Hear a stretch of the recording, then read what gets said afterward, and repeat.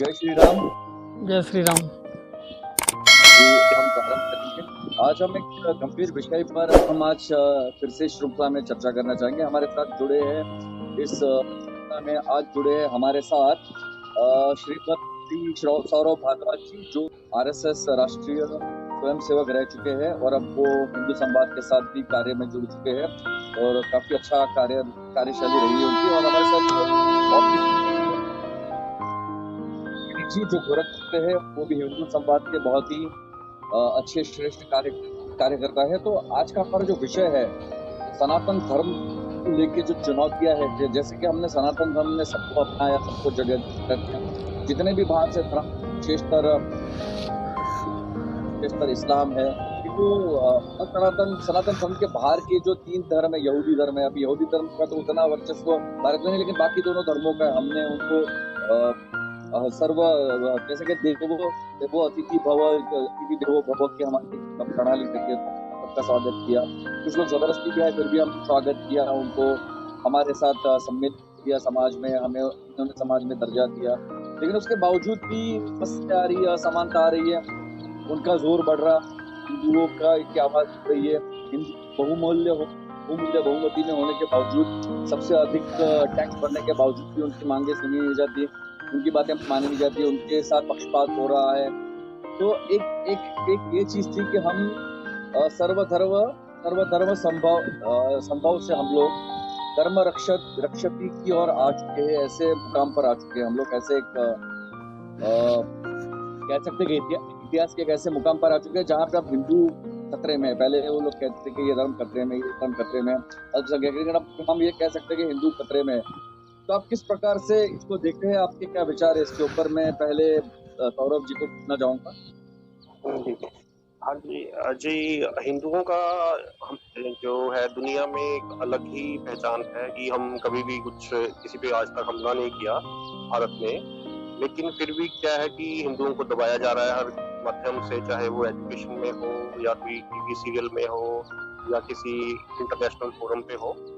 लेकिन हमारी फिर भी हिंदुओं को जो हमारा संस्कार है हमें दिए गए हैं कि सबको अपने साथ रखें और लोगों को हर किसी पे प्यार भावना की रहे, सब धर्म सम्मत हमारा ही राह है। लेकिन इसका गलत इस्तेमाल किया जा रहा है अकेले कुछ समय से, जब से भारत आजाद हुआ है। लेकिन हमें कुछ इन चीजों में परिवर्तन करना चाहिए। आज का हिंदू जाग रहा है और अलग अलग प्लेटफॉर्म पे जैसे भी इस चीज को विरोध किया जा रहा है कि जो भी सत्य है वही सामने आए, हमारे चाहे अब शिक्षा के माध्यम से हो या किसी और माध्यम से हो।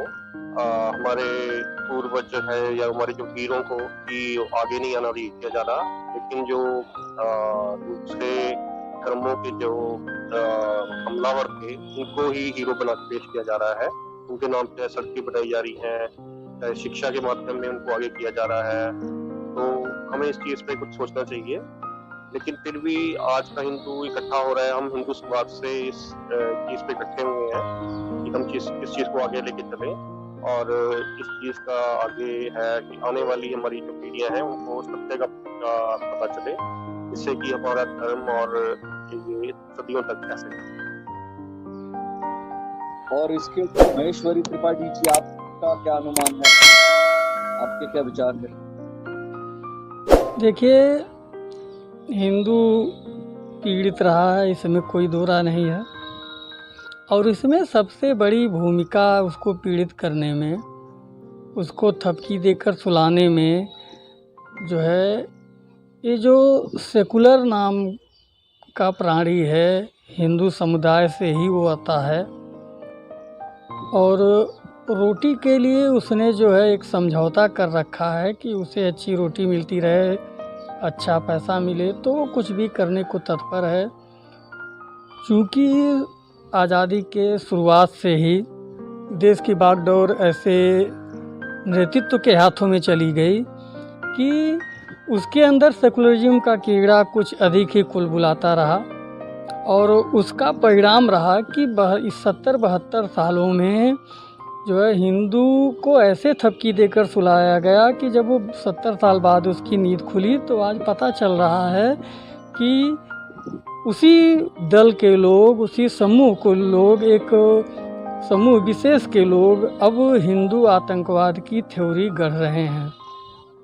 ये अलग बात है कि थोड़ा सा बीच में 2014 में सत्ता में बदलाव आया और अब जो है, जो कभी हिंदू आतंकवाद की थ्योरी गढ़ रहे थे वे अब चुनरी ओढ़कर मंदिर मंदिर घूम रहे हैं। लेकिन इसके बावजूद कल मैं आपको बताता हूँ, न्यूज़ 24 पर इसका गौरव वल्लभ, कांग्रेस प्रवक्ता, जो कि एक प्रोफेसर व्यक्ति है, और सुधांशु त्रिवेदी भाजपा के प्रवक्ता थे मानव गुप्ता के साथ, उस डिबेट को मैंने देखा। उसमें गौरव वल्लभ, जो कि एक प्रोफेसर है, वो चिल्ला चिल्ला कर कह रहा था कि गोडसे जो है भारत का प्रथम आतंकवादी था। ये कौन से गोडसेवादी है जो महात्मा की जन्म दिन पर महात्मा के बराबर हिंदुस्तान के प्रथम आतंकवादी को लाकर खड़ा कर देते हैं। और सिर्फ गौरव वल्लभ नहीं है, यह एक ऐसा नैरेटिव सेट किया गया है कि लगभग हर व्यक्ति गोडसे के बारे में जानता है, और बहुत सारे ऐसे हैं जो गोडसे को भारत का पहला आतंकवादी मानते हैं। उसका आधार क्या है? वो तो एक हत्यारा था, आतंकवादी कैसे हुआ? उसका धर्म से कुछ लेना देना नहीं, वह तो आप कह रहे हैं ना, वह नहीं, वह तो आप कह रहे हैं ना, मैं मानता हूँ ना कि हत्यारा था, उसने हत्या कर दिया, एक सामान्य हत्या थी, बात खत्म। लेकिन जो है राष्ट्र के, देश का सबसे बड़ा विपक्षी दल है कांग्रेस, उसका प्रवक्ता ऑन एयर लाइव डिबेट में कहता है कि गोडसे देश का पहला आतंकवादी था। और मैं बहुत ही जिम्मेदारी के साथ कह रहा हूँ कि वह प्रोफेसर है, लेकिन उस नीच मानसिकता के व्यक्ति के मुँह से मैंने एक बार भी नहीं सुना कि अब्दुल रशीद देश का पहला आतंकी था जिसने श्रद्धानंद सरस्वती की हत्या की, और हत्या की, और गांधी ने उसे अपना भाई बताकर उसका बचाव किया और उसको बचा लिया। अब इस नीच मानसिकता का क्या उपचार है, इसके बारे में सोचने की ज़रूरत है।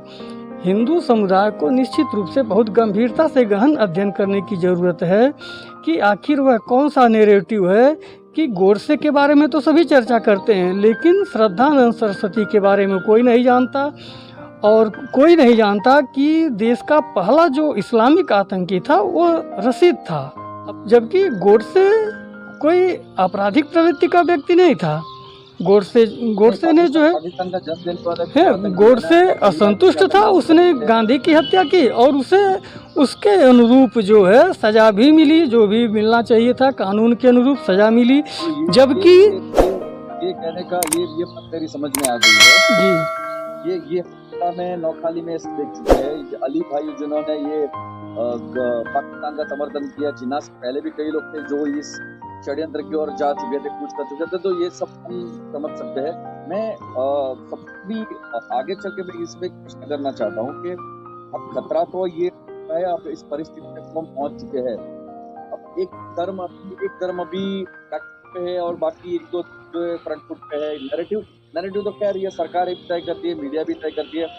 हिंदू जो समाज है वो अब आगे कैसे बढ़े? अभी हमारे सामने प्रश्न है कि नैरेटिव को वो लोग कहेंगे, प्रचार करते रहेंगे। अब समस्या ये नहीं है कि अब तो विभाजन हो गया, गोडसे का जो होना तो हो गया, गांधी का भी जो होना तो हो गया। अब आज की मौजूदा परिस्थिति में ऐसा क्या कर सकते हैं कि इस परिस्थिति में हिंदू अपनी आवाज उठाए और वो अपने वर्चस्व को फिर से कायम कर सके? इस पे हम क्या कर सकते हैं? उसके लिए हमें स्वामी श्रद्धानंद सरस्वती के ही पदचिन्हों का अनुसरण करना होगा, तभी शांति संभव है।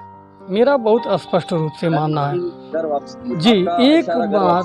एकमात्र विकल्प वही है कि जो दबे कुचले दूसरे जो है मजहब या रिलीजन में चले गए लोग हैं, जो वहाँ पर भी जाकर के उसी अवस्था में पड़े हुए हैं जिस अवस्था में वो यहाँ से निकले थे।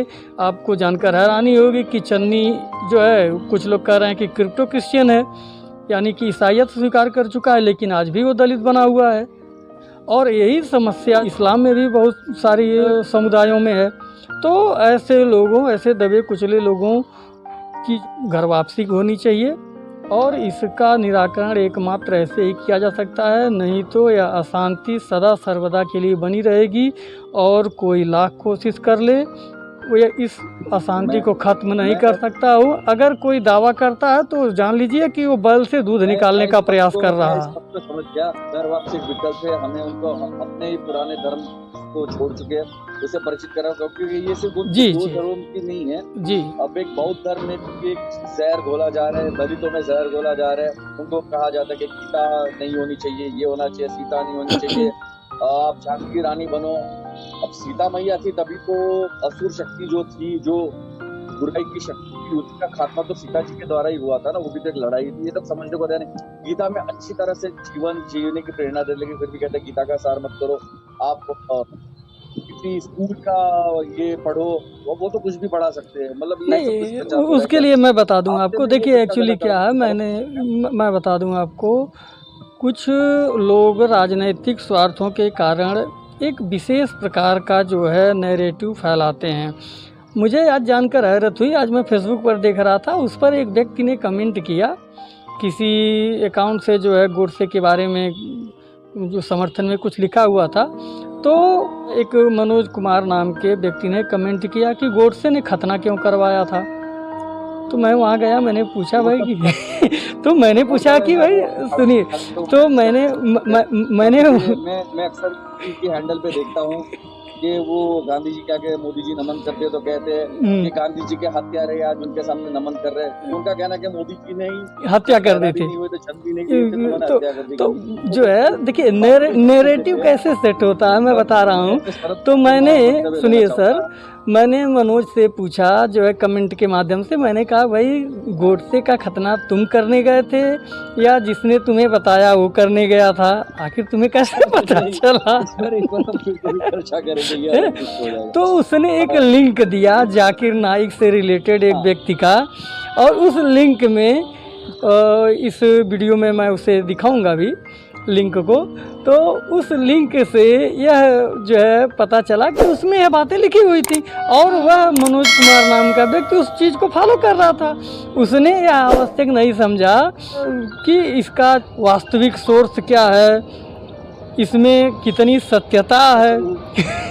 तो ये ऐसे जो नैरेटिव सेट हो रहे हैं और लोग इस बहकावे में आ रहे हैं, इतनी मूर्खतापूर्ण बातें कर रहे हैं, तो निश्चित रूप से थोड़ा सा हम लोगों का रास्ता बहुत कठिन है, दुरूह है, ये असंभव नहीं होने वाला है।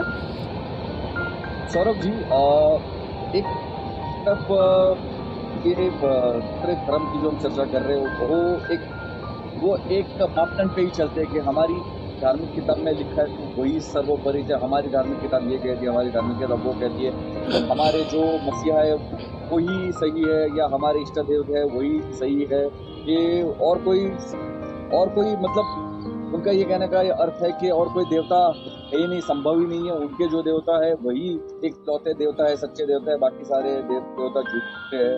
अब ये ऐसी मान्यता लेके चलते हैं जो बहुत ही संकुचित विचार बोल सकते हैं कि वो एक दायरे के बाहर सोचने की सक्षमता नहीं रखते हैं। वहाँ पे भी कई सारी कठिनाइयां है, जैसे कि स्त्रियों के साथ उतना मतलब भेदभाव वहाँ पर भी है। हमारे यहाँ सनातन धर्म में स्त्रियों को बहुत सारे हक दिए गए थे, स्वयंवर का हक दिया गया था, राजा की गैर मौजूदगी में रानी बन के राज करने का हक दिया गया था, युद्ध की तालीम मिलती थी उन्हें बहुत सारे हक थे। स्त्रियों को एक मतलब जैसे अर्धनारेश्वर के नीचे आपकी अर्धांगिनी है तो इतना तक उनको पुरुष के बराबर में, यहाँ तक कि हमारे धर्मों में अगर भगवान शिव भी कहीं लड़ नहीं पाते हैं, अगर देवता भी लड़ नहीं पाते तो वहाँ पे एक चंडी माँ जाती है, माँ दुर्गा जाती है, वहाँ अम्बे जाती है ना। तो हम एक ऐसी महान धर्म से संस्कृति जो औरतों को स्त्रियों को देवी का दर्जा देती है, और फिर भी हम लोगों ने हम कभी ये नहीं कहते कि हमारी ही किताब सही है। अब गीता में, भागवत गीता में ये लिखा है या वेद पुराण में तो यही सही है।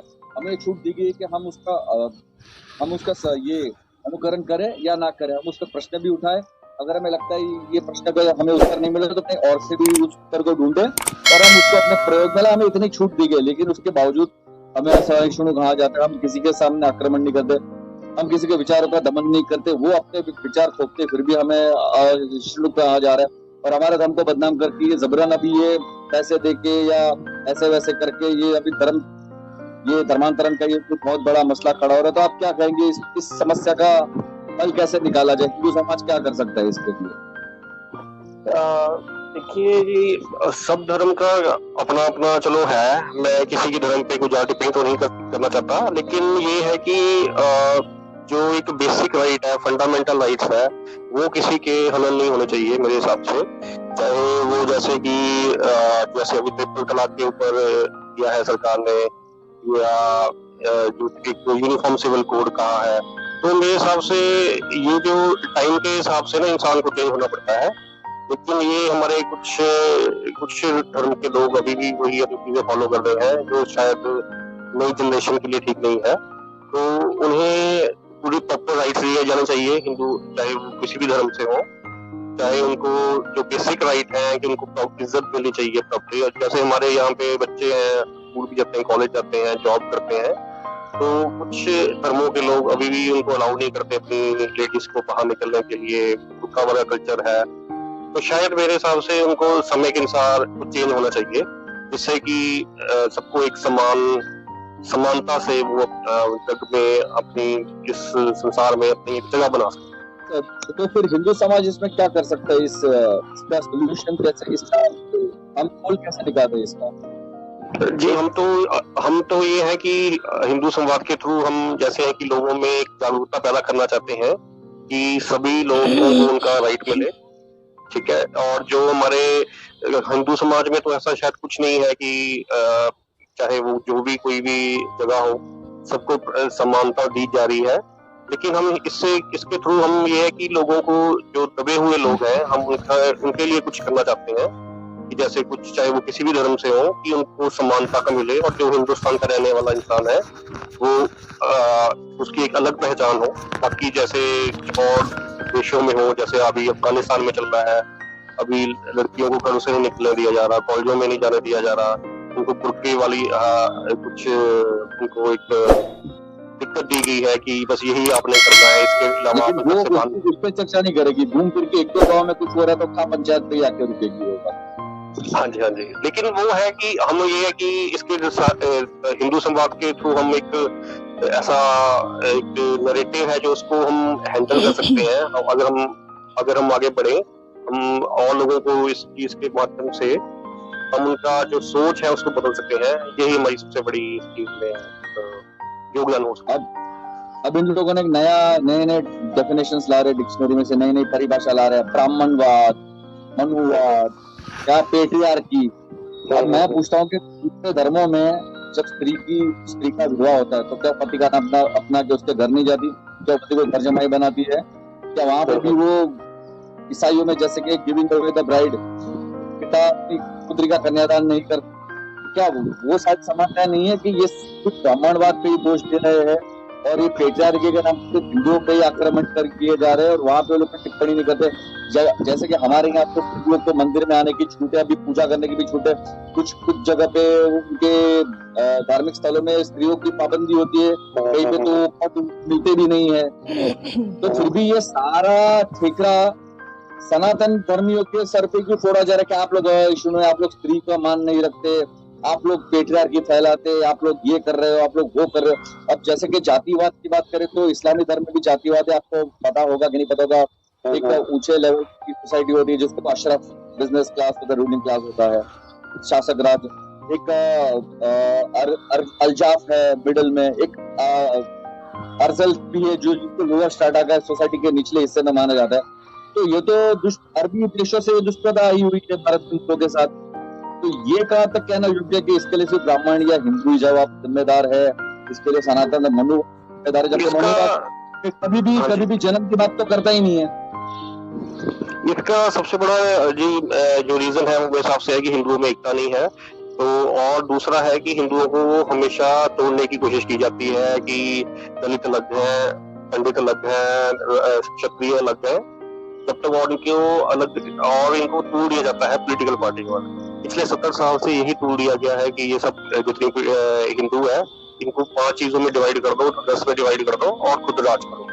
लेकिन हिंदू समाज के थ्रू होगा हमारा कि सभी हिंदू हैं, हम कोई दलित नहीं है, कोई पंडित नहीं है, कोई क्षत्रिय नहीं है, हम सब एक हिंदू है, हमारे कास्ट हिंदू है, हमारा धर्म हिंदू है, इसके अलावा कुछ नहीं है। जिस दिन ये समझ आ गया हमारा समाज बहुत बलशाली हो जाएगा और ये सब नैरेटिव अपने आप खत्म हो जाएगा। मैं कहता हूँ कि मुस्लिमों पे अगर आप कुछ कमेंट कर दो तो आपको वो लोग सांप्रदायिक बता देते हैं, लेकिन हिंदू पे कमेंट कर तो आपको एक आजाद मुक्त विचारधारा के लिबरल बता देते हैं।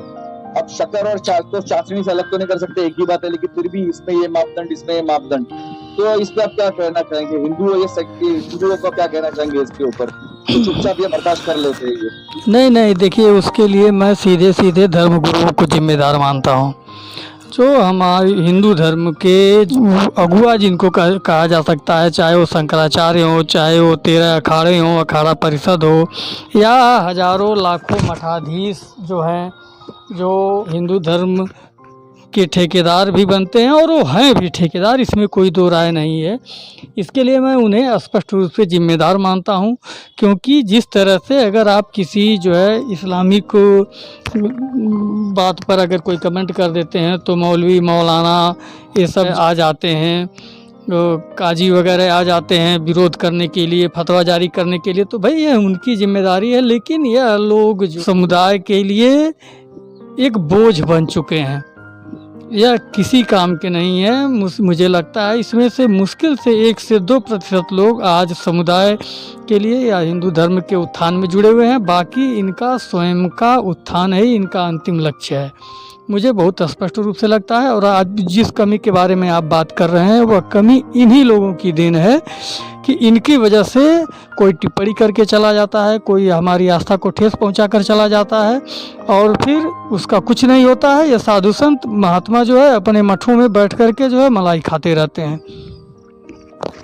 तो मेरे हिसाब से एक समस्या समापन में एक समस्या सबसे बड़ी ये भी है कि एक तरफ हमारा संविधान कहता है कि सारे नागरिक धर्म एक समान है, लेकिन असमानता संविधान में ये क्योंकि हिंदुओं के मंदिरों पे सरकारी कब्जा, हमारे पैसों का उपयोग हमारे समाज के उद्धार के लिए नहीं कर सकते, लेकिन दूसरे धर्मों को पूरी छूट है, उनके पैसे पे कोई हिसाब नहीं लगता, हमारे पैसों पे टैक्स लगता है, उनके पैसों पे टैक्स नहीं लगता। वो अपने हिसाब से अपना धर्मांतरण करने के लिए पूरी तरह से मुक्त है खर्च करने के लिए, और हमारे पास वो सुविधा हमसे हमारा हक छीन लिया गया। तो कहीं ना कहीं हमारा संविधान का ढांचा ही बहुत ही कमजोर है, इसको हमें सुधारने की जरूरत है।